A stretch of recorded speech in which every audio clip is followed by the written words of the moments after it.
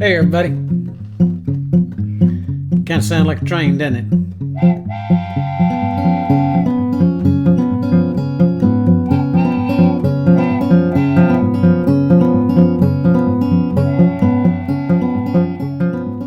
Hey everybody, good to see you. I'm glad you joined us for a review of the Silvertone Model 319 acoustic guitar. This particular one was built right here in the USA in the year 1969.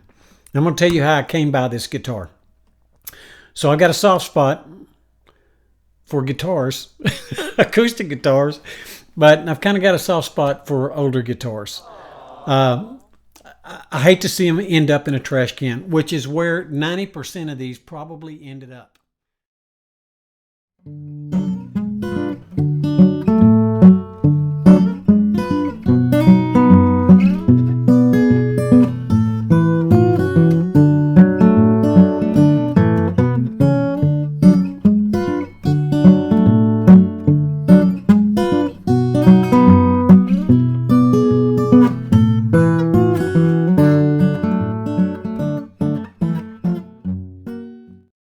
Prior to Silvertone, you had the Supertone line of guitars, and I happen to have one of those. At some point we may talk through that one. I don't know, but it's a 1937 model. These were catalog guitars. You could get these, back in the day. For those of you that might be too young to remember, just so you have a little reference point to go by.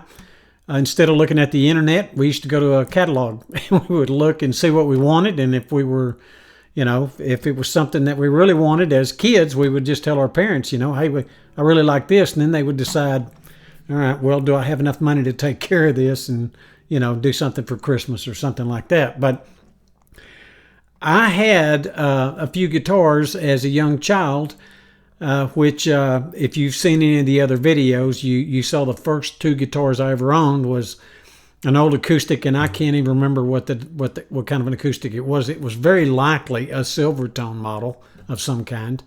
And then I had an electric guitar. This was all around 65, 66, 67 time frame, somewhere in that general vicinity. But to make the point, these were the guitars for the working man, so to speak. Gibson might have been just a little out of reach, or a Martin might have been a little out of reach for most of Middle America at the time, and so you when you think about the kind of instruments that the majority of the music playing community had as children, the name Silvertone pops up a lot.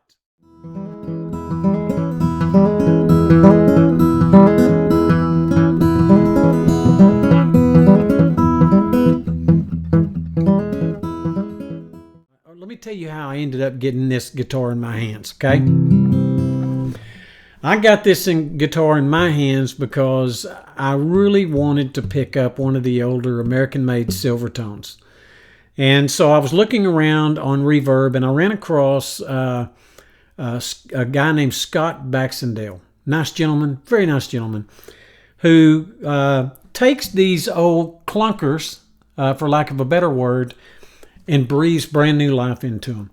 So Scott will take these guitars and he will pull the top off, pull the neck off, okay, because this neck is glued in, and he will replace the tuners on the guitars.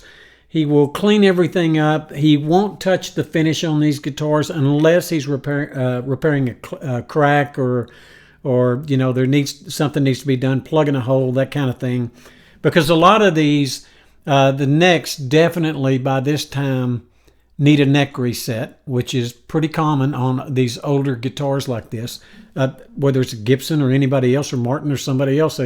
When they get some age on them after a little while, you kind of need to go in and have that neck reset. That's not an inexpensive chore, okay? That and finding someone that knows what they're doing, a luthier that actually knows what's going on, and how to do this properly. Scott's a genius, in my opinion. If ever there was anybody that could rebuild a guitar, it's Scott Baxendale out of Georgia. Now, just to be clear, Scott is not writing me a check. He didn't ask me to do this video. But this is one of my real go-to pick it up and play guitars. It doesn't have a pickup in it. I'm not a fan of electronics in an acoustic. I get it. A lot of people like that. That's fine. Whatever makes somebody happy and they're able to play and they enjoy it more, I'm all about that. I own some guitars that have the electronics in them. I just don't use them. I prefer to mic things. Now, this is a condenser mic that I've got. I think I've mentioned this before. And a lot of people will tell you that the condenser mic makes the guitar sound awfully bassy. But I have listened through a few of the other videos that I've done. I do get a hint of that, but I'm actually hearing what the guitar sounds like. This is kind of a fascinating thing. Now, I guess everybody's ears may be a little different. Some people can pick up on that better than others.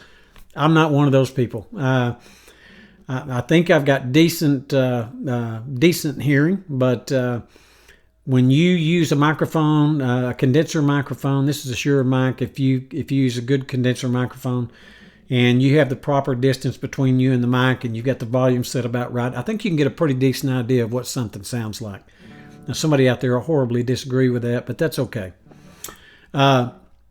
This particular model, I saw it at I believe it was Telluride Music in Colorado, and I knew it was a Baxendale, so I called Scott and said, "I see you've got a guitar in Colorado that's for sale.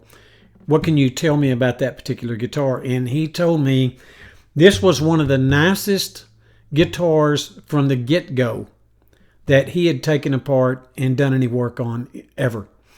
And so that right there caught my ear, because if you go do any research on Scott, you're going to find out that this man has rebuilt I don't know how many guitars, saved them from the ashes. And I like that. There's just something special about it. Now, originally these guitars were ladder braced. I think they probably had a tailpiece on them at the time. That'd be my guess. The further back you go, the more likely you are to have a tailpiece right here instead of a proper glued bridge and pin bridge.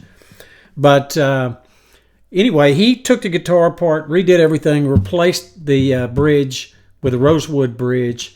These are bone pins that are in this one. It's got a bone nut and a bone saddle. These are Grover open back tuners, I believe. And I'll put that up closer to the camera and try to hold it a little bit steady so maybe the camera will actually focus on that. They're beautiful tuners, and they work like a charm. I've had this guitar now about 2 years, and like I said, it is one that I pull out regularly. I've got this guitar out. I may pull it out every other day, if not every day, and play it. And it is beautiful, in my opinion. It did have a white pick guard from the era. I took it off, plugged that where those holes were, because I'm not a huge pick guard fan. And on these, this is a kind of a 000 model, what they would call a 000 model. And as far as the body style goes and the body shape, they're not horribly deep guitars. That looks to me to be about maybe 4 inches, something like that. But when Scott takes these guitars apart, he rebraces everything inside, and he uses X bracing scalloped, and he actually voices those braces. So and that really is what you would call, I think, tuning the guitar, not from a string standpoint, but from a sound standpoint. And this guy is a genius at that. This has got a chunky neck on it, C-shaped neck. So it's a little thicker than what you would normally pick up if you were going, say, to a newer Gibson or a newer Martin or a newer Taylor or something like that. This one might be it's a chunky C. I would call it a chunky C shape, you know. And it's funny because I never really paid much attention to necks on guitars. But of course, I have learned a little bit about them in the last several years, and I found this one to be quite comfortable in my hands. This is one of the guitars that you'll have in your lifetime that you just don't want to let go of. You want to keep it. You want to have it around. You always want to be able to pull this guitar out. I love guitars that make me want to, it's almost like they're calling you from the case and they're going, hey, get me out of here. You know, I want to be played. But this one is just, it's not only is it a beauty to look at, but it just plays like a dream, you know. All right, everybody, I appreciate you checking the video out today as we did a review on the Silvertone Model 319 from the year 1969. 50-plus-year-old wood. Just sounds amazing, amazing. And much of that has to do with the age of the wood, but more of that has to do with the bracing and the voicing that Scott does with that bracing. This is just how he can tune these tops to sound the way that they do is just, it never ceases to amaze me. This guitar will be with me to the grave. I think it is a wonderful instrument. It is certainly a player instrument, and I take this thing out on a regular basis and play it. It's one of the guitars that just feels so good in my hands that I own. And it always makes me want to do more when I pick the guitar up. And isn't that what it's all about? Appreciate you taking time out to check the video out. Hope it helped you understand a little bit more about what these guys are doing over in Georgia. If you're looking for a guitar that's from that era that has been brought back to life to last you another 50 or 60 years, hopefully you will check out Mr. Baxendale. Reverb.com, you can type in Baxendale. You'll see if he's got anything currently for sale on Reverb. But I'll also put a link in the description so that you are able to actually go to his website. So if you want to visit with him, I'm sure he would love to hear from you. I had no problem getting in touch with him. He's a very responsive individual. Thanks for being here today. Take care of your friends. Take care of your family. God bless. We'll see you next time. Thanks. Hey, everybody. Kind of sound like a train, doesn't it?